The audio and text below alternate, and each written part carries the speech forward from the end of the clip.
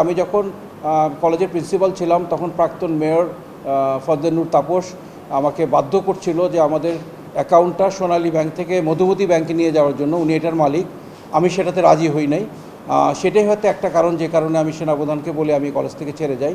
আমাদের অ্যাকাউন্টগুলো আমাদের সরকারি ব্যাংকে নিয়ে আসতে হবে এবং আমার টিচাররা বেতন না আসা পর্যন্ত পাওয়া না পর্যন্ত আমার ঘুম আসবে না। আমি আজকে চেষ্টা করব, আজকে না হলে রবিবারের মধ্যে ইনশাল্লাহ। ছাত্রছাত্রীদের আন্দোলনে আমাদের কোনো শিক্ষক শিক্ষিকা সরাসরি তাদেরকে বাধা দিয়েছে বা বাধাগ্রস্ত করেছে, আমরা তদন্ত সাপেক্ষে আমরা ব্যবস্থা গ্রহণ করব। প্রথমে আমি এই আন্দোলনে বীর শহীদদের রুহের মাগফিরাত কামনা করে আল্লাহর কাছে প্রার্থনা করছি।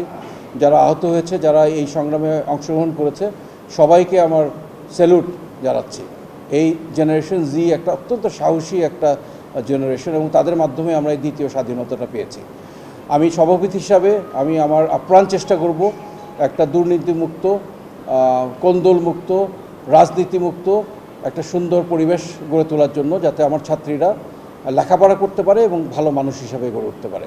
আমার সার্বিক অ্যাটেনশন থাকবে আমাদের একাডেমিক এবং এক্সট্রা ক্যারিকুলার অ্যাক্টিভিটিসের প্রতি। আমরা আর কোনো রকমের কোন্দলে আমরা জড়াবো না এবং আমি আপ্রাণ চেষ্টা করব সবাইকে একসাথে নিয়ে, শিক্ষক শিক্ষিকা ছাত্রী স্টুডেন্ট গভর্নিং বডি সবাই মিলে আমরা একসাথে কাজ করব এবং এটার জন্য আপনাদের সকলের সহযোগিতা আমার প্রয়োজন। আপনারা সহযোগিতা করলে ইনশাল্লাহ আমরা একটা সুনামধন্য একটা ভালো কলেজ গড়ে তুলতে পারবো।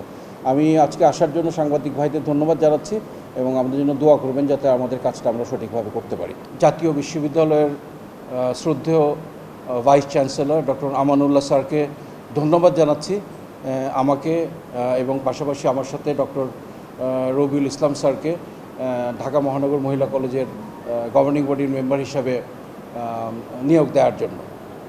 আপনার যে প্রশ্নটা, আমি তো মাত্র জয়েন করলাম, আমাকে একটু ব্যাপারটা দেখতে হবে। যদি আমরা এরকম কোনো প্রমাণ পাই যে এই বৈষম্যবিরোধী ছাত্রছাত্রীদের আন্দোলনে আমাদের কোনো শিক্ষক শিক্ষিকা সরাসরি তাদেরকে বাধা দিয়েছে বা বাধাগ্রস্ত করেছে, আমরা তদন্ত সাপেক্ষে আমরা ব্যবস্থা গ্রহণ করব। নিরপেক্ষভাবে আমরা ব্যবস্থা গ্রহণ করব, তদন্ত সাপেক্ষে আমরা ব্যবস্থা গ্রহণ করব ইনশাআল্লাহ। আমি মনে করি আমি যদি আমার কাজটা ঠিকভাবে করি, ন্যায়ভাবে করি, সৎভাবে করি, আমার ইন্টেনশন যদি ভালো থাকে, তাহলে ভালোবাসা না পাওয়ার কোনো কারণ নাই। মেয়েরা দেখেছে আমি কলেজের জন্য কাজ করেছি, নিরপেক্ষভাবে কাজ করেছি এবং তাদের উন্নতির জন্য।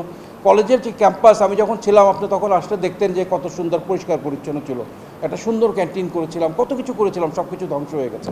আমরা কোনো কিছু ধরে রাখতে পারি না আনফর্চুনেটলি। আবার আমরা এটা নতুন করে শুরু করব। আমি আপনাদেরকে আর 6 মাস পরে আবার দাওয়াত দিব, আমি যদি থাকি বা বেঁচে থাকি, আপনি এসে দেখবেন যে কি দেখে গেছেন, আবার কি হয়েছে ইনশাল্লাহ।